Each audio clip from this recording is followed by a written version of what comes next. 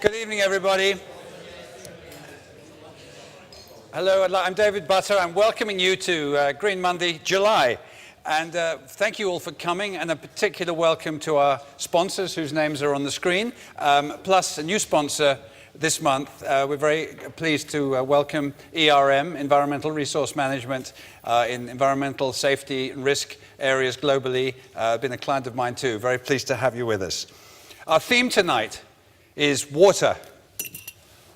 Water, abundance or scarcity. Or scarcity versus abundance, if you will. You might think it's impeccable timing after 3 months of the biggest rain we've had since records began, and hosepipe bans, water everywhere, nor any drop to clean the car, perhaps. But water, we're going beyond our parochial London thing. We're talking here, first of all, globally. Water is a very big issue, as we all know, globally, unevenly distributed. 70% of our blue planet is water, and yet we squabble about maybe 0.5% of the potentially drinkable water, and much of it, of course, isn't, as we're going to hear more. So it's an enormous market, as Bank of America Merrill Lynch, who are our hosts here tonight, have reported. It's $500 billion global market, growing at about 6%. So it's a very big area. But we're going even beyond the pool of water, if you will, to think in a broader dimension tonight. We're going to think about sustainability, perhaps a definition of sustainability, which is less about our traditional let's conserve the planet, but more about harnessing ingenuity to reduce scarcity, as has happened across so many industries and categories in our lifetimes. So we're going to reframe the question a little bit, which is something I think we like to do at Green Monday. So we're going to look at, are we getting there with the current approaches that we're taking? Let me ask a question, particularly in the light of Rio 20 plus last week or the week before.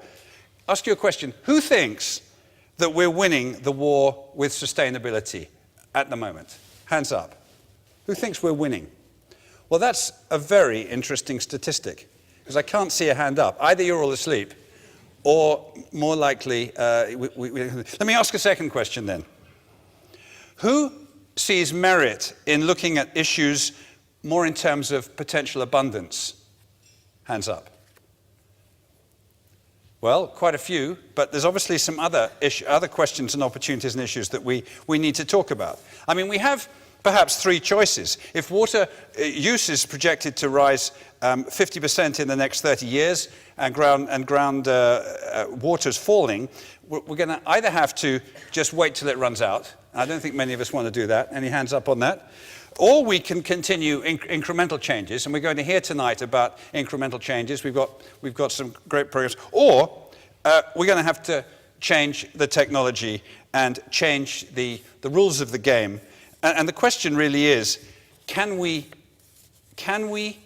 move from the life and the ingenuity that caused some of these problems in the first place, the innovation, the technology, the inventiveness that our human people have brought in the last years, can we actually turn that to solve the very problem that we've created? So that's going to be a big question this evening.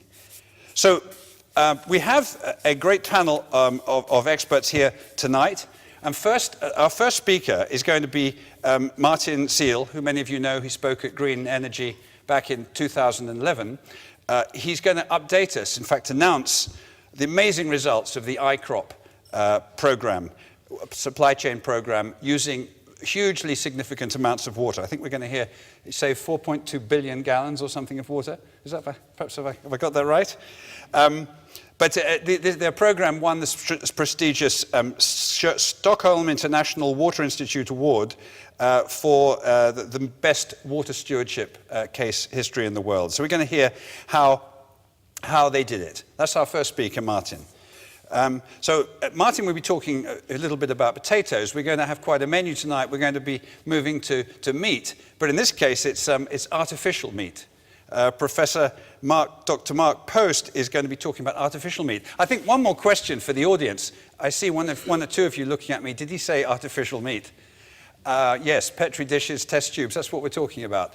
How many of us feel comfortable eating artificial meat?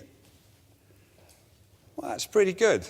That's pretty good. Quite a lot of us, all right, but quite a lot, not sure. Well, we're going to find out, Mark, what your challenge is. This is going to be about radical ingenuity, about producing meat. It's going to use 96% less water. Mark tells me he's a meat-loving amateur chef, so it's going to be rather interesting how he's going to handle that one. So from potatoes and artificial meat, we're going to be moving to making soup from a stone. With Peggy Lou there, stone soup, which are based on an old fable. We're going to hear how water, you don't actually get water from the stone, I understand, but it's something about collaboration with other people that delivers the soup. So quite a menu here coming up. Peggy Lou is chair and founder of JUCCE, spelt J-U-C-C-E, Joint US-China Cooperation on Clean Energy. She's also advisor on the advisory board of Marks & Spencer's Plan A, and she's also here this week winning an award of great leadership from the Hillary Foundation, Edmund Hillary of Everest fame. So she's going to talk about collaboration platforms, leadership and ingenuity. So it's quite a program. Before I just pass over to them, we're then going to open it up, obviously, as always, to Q&A. We're really looking forward to a debate this time. We clearly have perhaps a complex story here with water. What's he on about? Scarcity, abundance, meat, artificial. We're talking a broader context here about possibilities, about ingenuity, as well as about the basics of water. So let's speak up on this in the conversation, in the Q&A, and then finally Jim Woods in front row here, our director of content at Green Monday, is going to pull together the arguments if he can. I'm sure he will, and probably open up a few new pistes. To bring the formal part to a close at 7:30, when we're going to move to our tables for table meetings, and finally for refreshments and water will apparently be in plentiful supply, as will other liquid refreshments at the back from 8:15. So without more ado, let's invite Martin Seal to the platform to talk about iCrop and PepsiCo. Thank you, Martin.